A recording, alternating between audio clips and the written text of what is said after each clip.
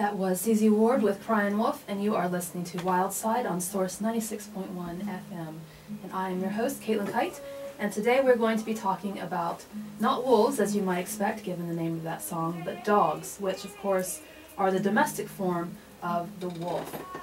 And as you know, I often find inspiration in my topics based on things that have been happening recently or that I've read about recently. And it turns out that over the last week and a half or so, I've been pet sitting for a friend. And of course I've been pet sitting for a dog, as you might guess. And so I've been thinking a lot about dogs and watching dogs and thinking about how these guys have come to be from the wild wolf and how all their traits have really changed since that time. So I was a bit interested in kind of looking into this and thinking about all of the mechanisms that allowed wolves to change into the dogs that we now live with and have in our homes all around the world. And this is actually not a joke. Literally all around the world there are millions and billions of dogs that we have as pets. So estimates recently were about 400 billion, and probably now by that time, 400 million, and probably by now it's about 500 million or so domestic dogs worldwide. And of course many of us do interact with these guys on a regular basis. And they are really interesting animals because there are lots of traits that they maintain from when they were wolves, but also traits that they've developed that really distinguish them from their wolf counterparts. And that's why it's kind of amazing to think that we can, be terrified of wild wolves and what they might do to us, but live so quite peacefully with domestic dogs in our homes. So to kind of put that into a bit more context, I wanted to first look at the dog family in general. And in scientific terms, the dog family is known as the Canidae. And in order to understand these guys and where they kind of fit into the grand scheme of animals, you have to go back a little bit farther and think about the carnivorans. And the carnivorans are a group of animals that first evolved about 55 million years ago. And they then split into two main groups. And the first group is caniforms, which are dog-like animals, and the second group is feliforms, which are the cat-like animals. And the first obvious dog-like animal had emerged by about 40 million years ago, and this was determined from a fossil in southwest Texas. So that's the point at which not only did we have these carnivorous animals, but we had ones that were very specifically like the dogs that we know and love today. Now Canidae, of course, continued to diversify after that point 40 million years ago, and eventually they formed three different subfamilies. And two of these went extinct pretty early on for a variety of reasons, and one of the big reasons was that they had extremely specialized diets. And so as they lost their prey, as the environment changed and the prey weren't as easy to get to, then they also went extinct. But the third of those groups, the Caninae, was much more successful. And this was formed about 34 million years ago or so, give or take. And these guys, as you might imagine given the name, are the lineage that gave rise to the modern-day canids that we know. And these guys can be split, again, into two tribes. So the canini, or the wolves, and the vulpini, or the foxes. And I always think it's really funny to look at foxes and know that they are canines, because I think they look quite cat-like because of those little pointy ears. But they are, in fact, related very closely to dogs. Now the canini are known as true dogs, and they include wolves, coyotes, jackals, dhole, which are Indian wild dogs that you find in Africa and are known only just as wild dogs. Very confusing nomenclature there. And also several other lesser known species of dogs, so things like bush dogs. And there are also some animals that are called foxes, so for example Darwin's fox, that are actually true dogs. They aren't foxes at all, but because they kind of start to look a little bit like other canines that are a bit more in the fox family, they kind of have these names that are a bit confusing. Now the vulpini, or the true foxes, include the sort of local foxes that we're familiar with. So, for example, the Arctic fox and the red fox, as well as several other foxes that you find around the world. So like those crazy bat-eared foxes that you see in Africa. Now, the domestication of the dog is a process that there's quite a lot of argument over, but one of the things we do pretty much know for sure is that the species that dogs were domesticated from, it was the gray wolf. So even though there are all these other canine species that you theoretically could tame into a pet, it was the gray wolf that gave rise, most likely, to the domestic dog. Although there are gray wolves living over quite a large region of the globe, and so there could be wolves from different populations of that gray wolf species that were then tamed and made into domestics, and that is something that is still argued over a bit. Now, one claim states that domestication occurred as long ago as 135,000 years, and that is much, much longer than all of the other guesses that have been put out there. The others are a lot more conservative, and they suggest that it's something more on the order of about 15,000 years or so. So in Western Europe, people think that dogs were probably domesticated by about 15,000 years ago, potentially in the Middle and Far East by about 12,000 years ago. But again, this is something that's argued over, so don't take all this as gospel. Now, one interesting kind of thing that helps illuminate some of this, to some extent, is that our current word for dogs here in Western Europe derives from a very early Proto-Indo-European vocabulary. And so that suggests that this was something, that this domestication event was something that happened quite a long time ago, early on in our culture. And so we developed that word that now has changed a little bit, of course, through the years, but is still with us to this day, as, of course, is the dog itself. But the point is that no matter when these guys were domesticated, they are still likely the first animal to have undergone this process. And so, as much as you might think that maybe the most important domestic species is something like the cow or the sheep or the goat, something that we eat, it actually, in many ways, is the dog. And that is because it did kind of lay the groundwork, I guess. It's the first one that we domesticated. But also some people suggest that it played a very important role in kind of helping us create the culture that we have today.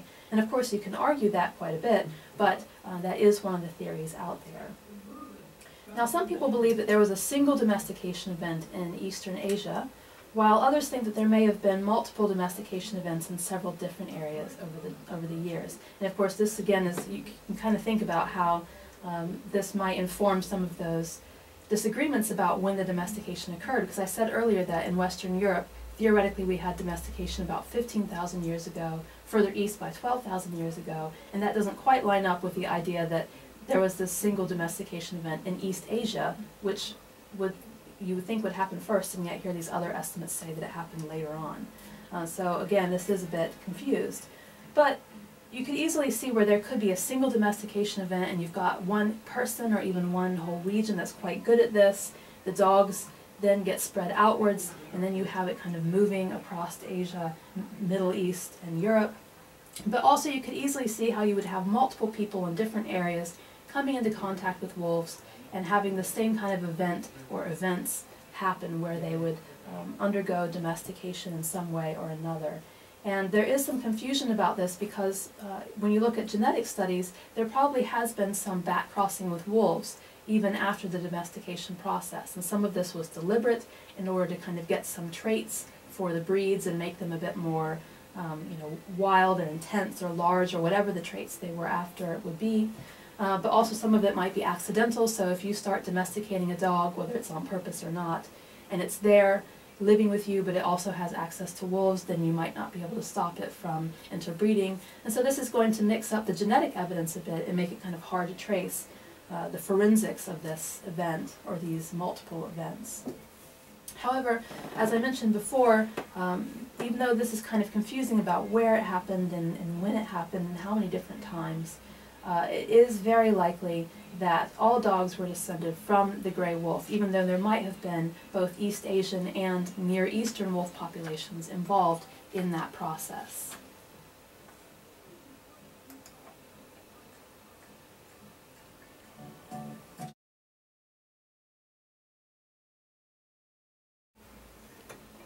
And that was James Vincent McMorrow with Sparrow and the Wolf. And today we are talking about the domestication of dogs. And I mentioned before the break that there are some uncertainties and competing theories as to how and when and where and why domestication occurred. But one of the big ideas is that humans may have captured wolf pups for use in hunting and guarding.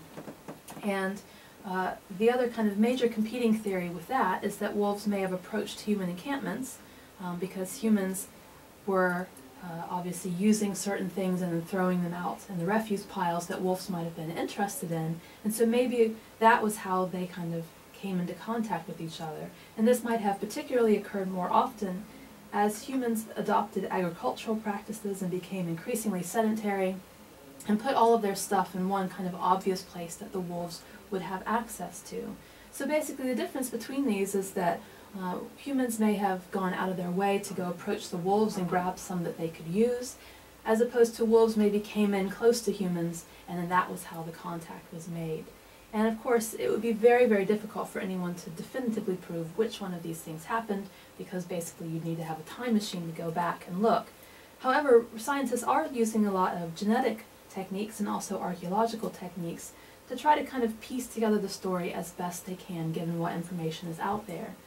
And just a couple weeks ago, there was a paper in a major scientific journal in which the researchers suggested that they have found evidence that wolves were domesticated because they began scavenging around human dumps.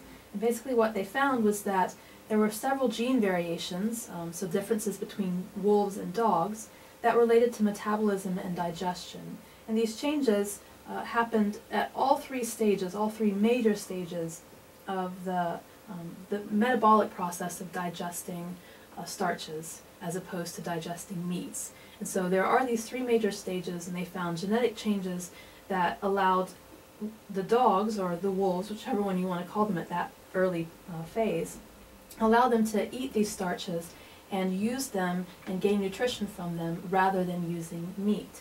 And this supports the theory, potentially, that wolves were domesticated after they began scavenging around human dumps. So the idea was that these certain wolves had these variations in their genes already, and that drove them to investigate these potential other sources of food. So they went to human encampments, they were rummaging around where there may have been pieces of vegetation, you know, some old wheat, some old bread, whatever the case might be, and they ate that, and that's how they came into contact with humans. But of course, another problem with this theory is that it could have happened the other way around, so that you had humans that went and they captured some wolves for whatever reason, and the wolves were living there with them, and the wolves that survived and were able to deal with the people were not only those that were a bit less aggressive, which is something that you're going to see no matter what happened in the domestication process. That's going to be a major trait that gets affected. But you also might see a secondary thing happening where the wolves that are able to eat a lot of the starch-rich foods that are given to them by humans or that are in the human areas, those are the wolves that are going to survive better. And so those genetic mutations will do well, and they'll pass on through the generations. And so you see that a lot in domestic dogs as well. So really the cause and effect there is not really clear, even though the researchers are arguing that it might be. But the point is, this is still a really interesting change that we see from wolves to dogs, allowing these wild animals to shift and become a species that's a bit more domestic and can live in a bit more harmony with their human hosts. And as I mentioned, there are several traits that would have undergone selection quite early. So obviously that reduced aggressiveness is the major one, but then there are other things like different and new forms of social cognition. So I'll talk about this a little bit later, but we know that dogs are able to really interact with humans and kind of look at humans' facial expressions in order to tell what people are thinking, and they're able to respond to humans quite well, and that's obviously something that would make them very good pets and help them do well in human societies. We also see that these guys have smaller skulls, smaller teeth, and also smaller brain sizes, and so this is going to be a morphological change that's probably partly related to the fact that we're breeding dogs of a certain size to live with us. We don't want the ones that are as huge as wolves for the most part, but also because we want animals that are going to be a bit less terrifying and threatening, so we don't want those teeth to be quite as large, we don't want those jaws to be quite as powerful. And you might remember that a while back I talked about a long-term research project that's still going on in Russia where they're studying the domestication of foxes. And this was all begun because one of the researchers had this bright idea that maybe all these traits that we see in domestic animals, not just in dogs but in lots of other animals, are a result of the domestication process, but they're a byproduct. So basically we are selecting for animals that are tame and that are quite nice and friendly around us, and inadvertently we're also selecting for these other things like the size, maybe the plumage pattern, all that sort of stuff. And so they did this research project on foxes, and they did find that indeed when you're selecting on foxes that are increasingly friendly, you're also having a side effect on whether they have floppy ears or a long tail or a piebald coat or all sorts of traits like that. And I'm not going to go into that study in detail again today since I have talked about it in the past, but it was a great study that tells a lot about what it would have been like early on in the day in the transition between wolves and dogs. So whatever happened in those very early stages, we do now know that dogs were found across every habitable continent by about 1400 years ago, and that's when they finally reached South Africa and also South America. And they were classified as a subspecies of the gray wolf in 1993, so they were known as Canis lupus familiaris. But they are also sometimes called Canis familiaris, and there seems to be some sort of debate still ongoing as to whether they should legitimately be classified as a subspecies still, or if they now have earned the right to be their own species. And if you're interested in the biological species concept, this does kind of pose a bit of a problem because we do know that you can backcross a dog with a wolf, and so technically that means they aren't separate species.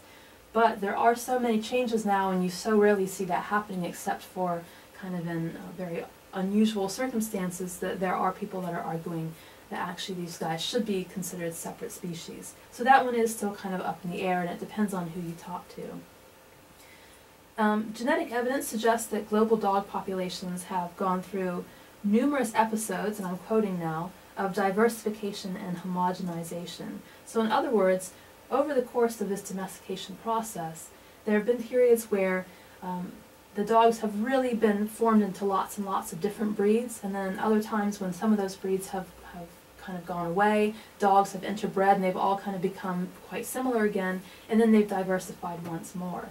And one of the major factors that has influenced this is things like world wars. So during the first couple of world wars, hopefully there are only two and there will only ever be two. During the first of the two world wars, there were several different dog breeds that went extinct, and then that happened again during the second one. And that's because, of course, people had better things to do than worrying about keeping the genes, keeping the pedigrees safe and keeping the genes in line with each other. And so some of these dogs started to breed with each other when ordinarily they would have gone only with a dog of the very same breed, and this changed a lot of the gene flow.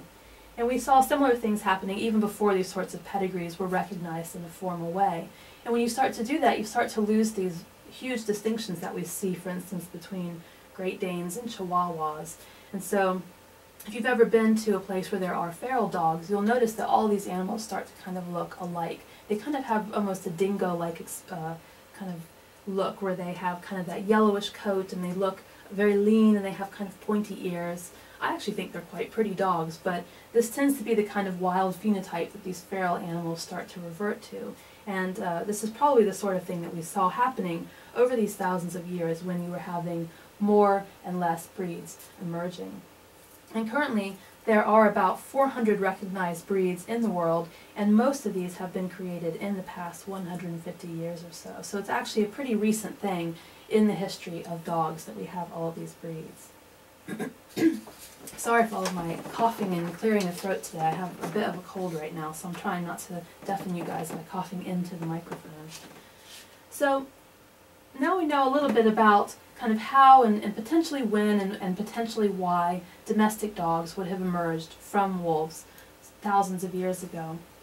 But still, one of the questions that remains is, why is it that people decided to keep going with domestic dogs? So maybe early on they captured the wolf pups to use them with hunting or guarding, or once the wolves came into the encampments they found some purpose like this for them.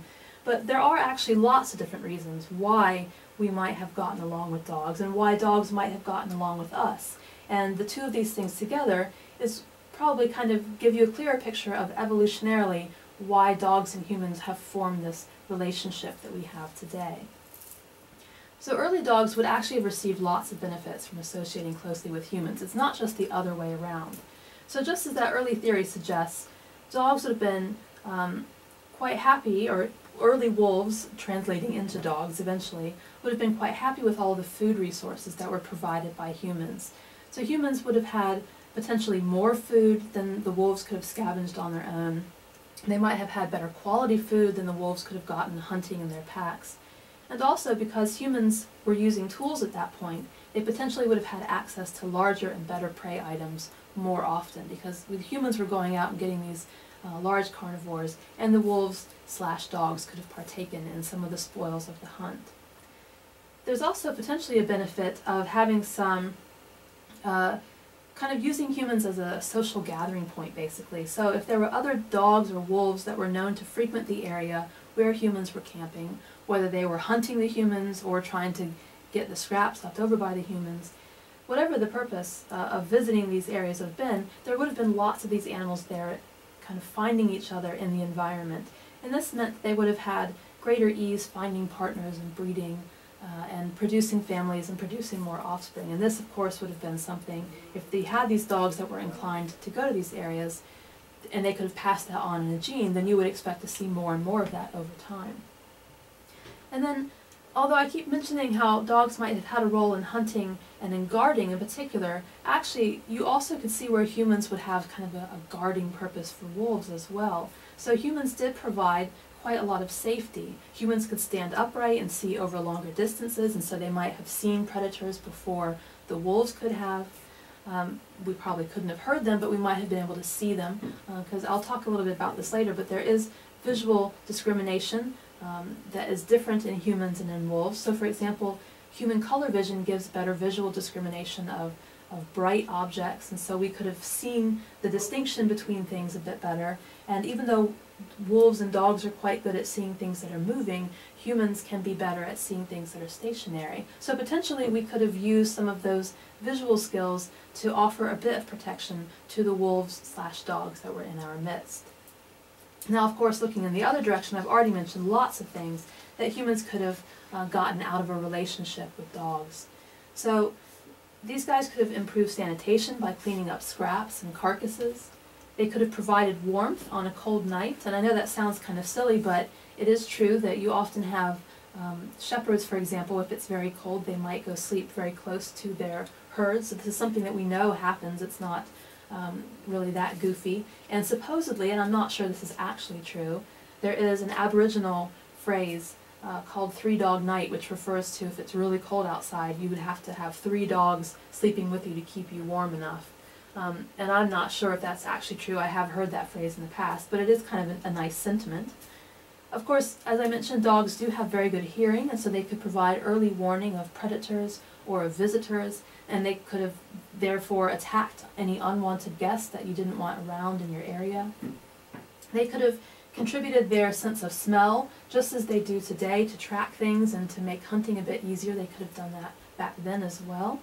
And as I mentioned earlier, some researchers go so far as to say that the domestication of dogs really had a big influence on human culture. And some people suggest that because we domesticated dogs and had them around to help us hunt and to help us defend our societies, then actually this could have helped drive the cohesion of groups and help keep certain groups healthier than others. So the people who had dogs would have done better than the people without.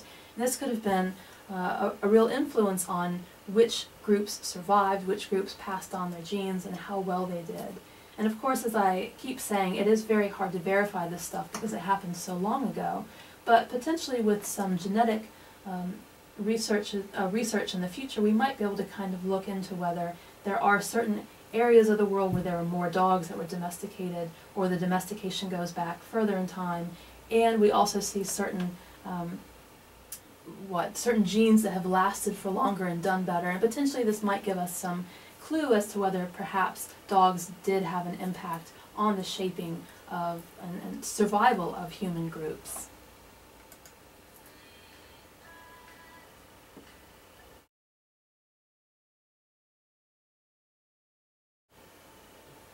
And that was Emmylou Harris with Big Black Dog.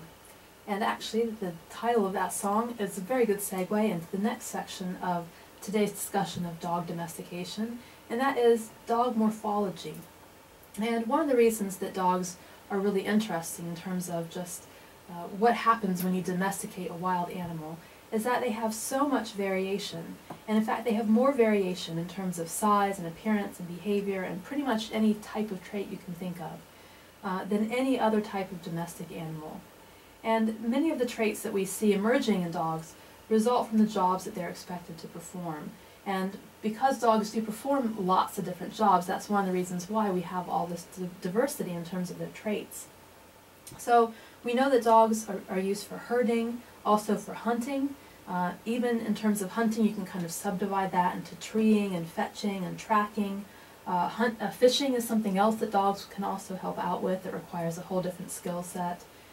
We use them in guarding and detection, in pulling loads, and of course more recently we developed the use of dogs for service activities, so guide dogs, hearing dogs, psychological therapy dogs, that sort of thing. And despite the genetic manipulations made by humans over the years, dogs do have several characteristics that are still quite obviously inherited from their wolf ancestors.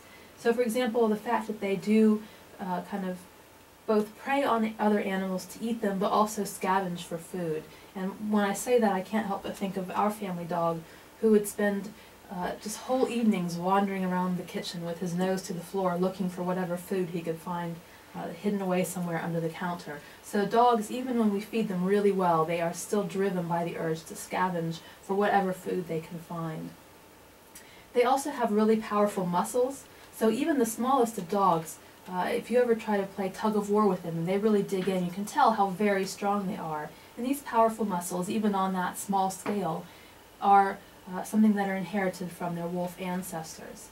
They also have fused wrist bones, which is something we probably don't see all that often in daily life. They have a cardiovascular system that allows them to both sprint and undergo endurance running. And they also have teeth that are good for both catching and tearing. And in some species you'll see even more things than that, but these are things that generally tend to be common across all species, all breeds of dog, regardless of how big or how small or what sort of purpose they serve in everyday life.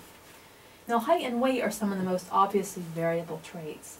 The smallest adult dog ever recorded was a Yorkie that was an amazingly small 6.3 centimeters measured up to the shoulder and only weighed 113 grams, which is pretty remarkable because I think about the little songbirds that I used to catch, and those little guys would weigh about 34, maybe 35 grams. So basically, this Yorkie was the size of 3 small songbirds, which is just incredibly tiny. And then you can compare that to the largest dog ever recorded, which was an English Mastiff. And this was 250 centimeters in length and 156 kilograms, which is something like 350, 400 pounds, so just utterly massive dog. But of course the tallest dog, which I believe is still alive, is a Great Dane, and this was 106.7 centimeters at the shoulder, and that's about 3.5 feet tall. And there was recently a picture on or in National Geographic, I forget, so this was a year or two ago. They had a whole issue devoted to the domestication of dogs, and they had an amazing picture of a really giant Great Dane looking down at a really tiny little Yorkie that's looking back up at it. And it is absolutely phenomenal to think that both of those two breeds, as incredibly distinct as they are, came from the same wolf ancestor and share many of the very same genes. Another thing that we tend to see quite often in dogs is some really interesting variation in the way that they look in terms of their fur or their hair, whichever you want to call it. So dogs will either have double coats, which is what we see in wolves, where they have kind of a downy type of fur near the skin and then a coarser guard hair on top, or they'll have a single coat, and this is just guard hairs only. So normally if we talk about a dog having fur, we're talking about a dog with the double coat, and if we talk about a dog having hair, it's the dog with a single coat. And in dogs, you'll often notice that you have counter shading, and this is something I talked about before when I mentioned kind of visual signaling across the animal kingdom. And counter shading happens when you've got a darker coloration on top and then a lighter coloration below. And this tends to reduce visibility because it allows you to kind of blend in. So if something's looking up at you, you kind of blend in with the sky. If something's looking down at you, you kind of blend in with the ground. So no matter what the perspective is, you're kind of, camouflaging yourself a bit with the habitat.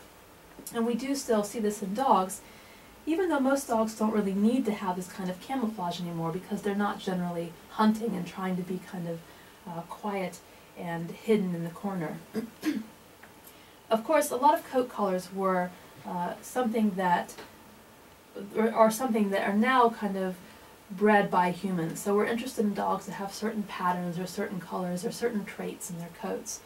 But this is something that's actually relatively recent in the history of dog breeding. And early on, one of the things that probably happened was we were breeding for other things. So for example, the dogs that were not very aggressive, the dogs that were able to eat our food, whatever the case might be. And these things just happened to be selected for as a byproduct of that. And so as a result, we ended up maybe having traits in our domestic dogs that were kind of a byproduct of just whatever was left over once we selected for these other traits. And what we now find is that there are 8 genes that definitely affect coat color, and maybe five or so others that also have an impact, although these have not been 100% confirmed.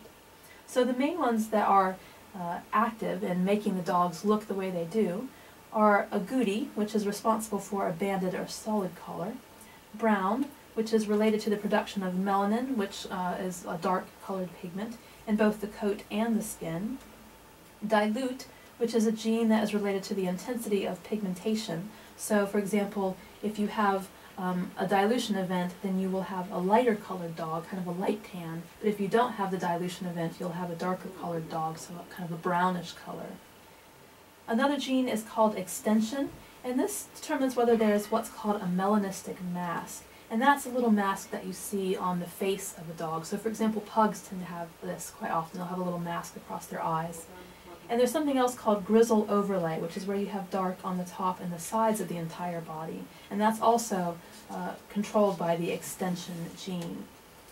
Another gene that's in this group of 8 definite plumage color genes is harlequin, and harlequin causes you to have a white base with black patches, and this is something that we see only in Great Danes, which is actually quite rare. So most of these genes, you can find them kind of at work in most of the breeds, but there are a few genes that do pop up only in certain breeds because they're very specialized. The 6th gene is dominant black, and this is what's responsible for solid coloring versus a brindle or an agouti pattern. Then you have merle, which creates mottled patches of color in a solid or piebald coat. So that's, for example, what's responsible for sheepdogs, a lot of sheepdogs that have that kind of speckled pattern in their coats. And then finally you have spotting, and spotting, as you might guess, is responsible for the degree and also the distribution of spot patterns in a coat. Now there are also 3 genes that are responsible for the majority of the variation in growth pattern and length and also curl of coats. And length is one of those genes, so it determines whether it's going to be a short coat or a long coat. Wired, which is responsible for coarseness of a coat and also the presence of mustaches and eyebrows and beards, which collectively are known as facial furnishings, which I just think is the greatest phrase ever. And then you've got a 3rd gene that's responsible for determining whether a dog is going to have straight or curly hair. Now one thing that I didn't realize until I started researching this was that some dogs have hair that grows to a certain length and then just stops. And I guess that makes sense. If you have some of these short-haired dogs, you'll be familiar with that. So some of the dogs that have really close-cropped fur, so things like maybe a wiener dog, for example, or a beagle, these guys have really short fur that just stops after a certain point. But other dogs have hair that just keeps on growing the same way that human hair does, and so you have to periodically get them groomed. So for example, the terrier that my family had, he always had hair that would just kind of get wild after a while, and you have to go shave him back down. And so that is something that also differs from one breed to another. And there are some dogs, like the Puli, for example, that have corded coats. And this isn't really quite known in detail yet, but people think that this is the result of curly hair that just is continuously growing. So basically they naturally form dreadlocks. And then of course you've got other dogs that have absolutely no hair at all, so hairless dogs. And what's interesting about this is that some of the genes that are associated with this can be homozygous lethal, which means that this is a recessive trait, and if you have 2 of these, sorry, it's not a recessive trait, it's a dominant trait, but if you have 2 of the recessive genes associated with it, that together they will kill off the baby. And so you won't ever have puppies that carry those 2 genes together. You can only have those puppies if they've got another gene to kind of temper the pattern. So it's really interesting to think that something associated with fur which doesn't seem to be all that important, could actually be responsible for the life or the death of an animal if it's got too many of those genes all at once.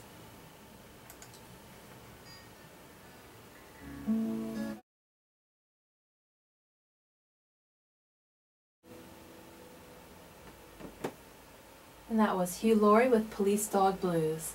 And today on The Wild Side we're talking about the domestication of dogs. And to kind of finish off here, I want to think a little bit about how dogs experience the world. So dogs have essentially red-green color blindness, and so they don't really see grayscale or brightness all that accurately. Sorry, the cold is really making my mind work quite slowly today.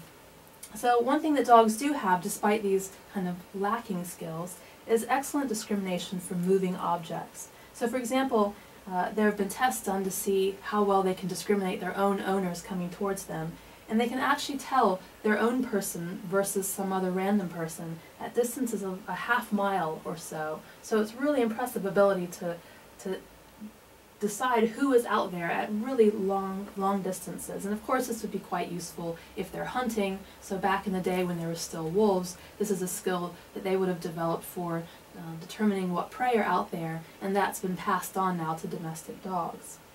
The temporal resolution of dogs is quite different from ours, which means that the speed with which they can resolve images as they look at them is not quite the same. So theirs is about 60 to 70 hertz, but ours is about 50 to 60 hertz.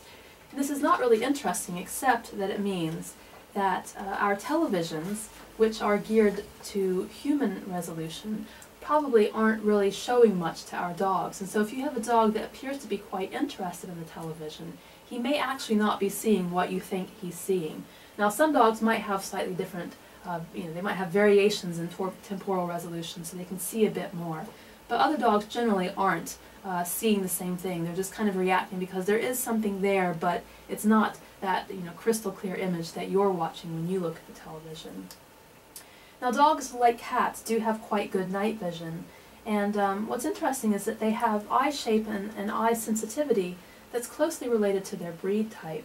So for example, if you've got individuals that have longer muzzles, they're going to have a different way of viewing than individuals with shorter muzzles, because that nose is going to get in the way, and so they have to have slightly different fovea positioning in order to kind of see the same amount of stuff and not have their nose get in the way of their own vision.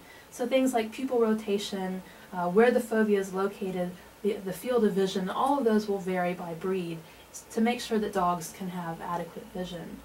And this is something that would have just been kind of basically selected for more or less as a byproduct in a lot of these breeding events, because we would have wanted the dogs that were able to look the way we wanted them to look, but also still function appropriately. Now dog hearing, as you no doubt already know, is extremely sensitive. So these guys hear from about 40 hertz, which is pretty low, all the way up to 60,000 hertz, which is a huge range, and it's much larger than our own range, and particularly is much larger in the upper region. And as you know, dogs have kind of ear mobility, so if you call your dog's name, it will prick up its ears and kind of swivel its ears around like little radar. And this allows them to very accurately position where a sound is coming from. And they actually are able to do this because they have lots of different muscles in their ears that will adjust to different locations and swivel around on the head in order to pinpoint. So it's amazing the amount of precision that goes in to this ability. But of course, olfaction is the dog's primary sense. And dogs are thought to have over 200 million or so olfactory receptors in their noses. And that is massive in comparison to our 5 million or so. And in fact, one of the reasons that dogs have noses that are always cool and moist to the touch is that molecules in the air will be captured and dissolved in that moisture, and then that allows them to be processed by the olfactory epithelium inside the nose. So by having a nose that is like that, the dogs are able to continually sample the air and kind of detect what's going on in the world around them. And this area that they have on and kind of around the nostrils is called the rhinarium, and that's the moist kind of naked surface where all of these molecules can be intercepted. And not only does this allow them to sample, but it also helps them kind of figure out what the smell is, but also where it's coming from. So if you've got a breeze blowing from one direction and it kind of dries off one side of your nose, then you know the direction that scent has come from. So there are multiple reasons why they have a nose with that kind of condition. And the smells that they receive are processed by the olfactory bulb, which is much larger than in humans. So it's maybe about 40 times the size that it takes up in the brain. And olfactory cells may in fact make up about a third of the dog's entire brain. So really these are animals that detect the world through their noses. And they have such a keen sense of smell that they're able to track trails that are over a week old. Cadaver dogs are able to detect bodies that are hidden under more than 80 feet of water. They can detect tumors in human patients, and there's a lot of work going into seeing if we can train dogs to potentially detect other diseases as well. So for example, one thing we know is that a lot of dogs can tell when someone's about to have a seizure, even if that's not going to happen for 15, 20, 30 minutes. So they can warn their owners and help their owners get somewhere safe before that happens.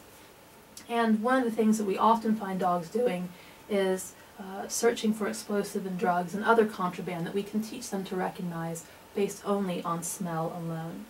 So as all of this suggests, dogs are not only quite receptive to senses in the world around them, but they're also very intelligent, and they can learn quite a lot of information.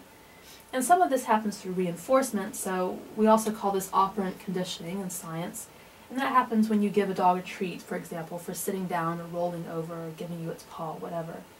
But also, they're quite clever and they can observe and learn that way. So they can watch older dogs and learn how to complete similar tasks in the way that we might teach our children inadvertently. They'll copy what we do and they learn that way. But also dogs can watch from learning humans and mimicking human behaviors. And this is something we don't see a whole lot, that there's a species that can watch another species and learn how to do something and learn that technique from that other species. And of course, Border Collies are known to be one of the smartest breeds, and they can learn hundreds of words for individual items. And currently there is a dog that supposedly has a vocabulary of about 1,200 different items, which is really impressive and is, if it is accurate, it's one of the highest ever is the highest ever for a dog and one of the highest ever for any intelligent animal. And as I mentioned very briefly earlier, dogs show remarkable levels of social cognition, and this is especially true in relation to humans. So, for example, if you are to look at an object in your house and kind of just move your eyes over and kind of look at it, your dog more often than not, will also take a peek, because it will watch your eyes and understand that there's something important about that object that you're looking at. It'll understand that you're signaling to it, and so it will look at it as well to see what's going on. Dogs can also read emotions that are displayed on human faces. So a really amazing thing is that if we meet other humans, we tend to direct our gaze to the left, because that allows us to look at the right side of a person's face. And this is the side that for some reason they tend to display certain information on, and we tend to be able to see it correctly so as to process that and understand that information. And dogs do exactly the same thing. And they are the only non-primate to do this. So this seems to be a skill that they have developed specifically because they live so closely with humans and have done for so long. And this allows them to really gauge our emotional state and get along quite well with us. And a lot of research suggests that dogs can feel empathy for people, and they can really express emotional information towards us based on what they think that we're feeling as well. So for example, they will approach people who are crying, and it's not because they're curious, it's definitely because of something else. And it seems to be a sign of empathy, and they act in a submissive way and try to put those upset people at ease. And in fact, they may even share our emotions and become upset when we become upset. And there's this amazing research showing that if you smile more often and seem more happy, then your dog will also be more happy and experience less stress. And that's a pretty powerful indication of just how closely we have evolved with these animals and how very intertwined humans and dogs are. And on that kind of loving and peaceful message, I'm going to end for the day. It's gone a bit long, so you're not going to hear too much of this, but I'm going to finish on Florence and the Machine singing "Dog Days Are Over."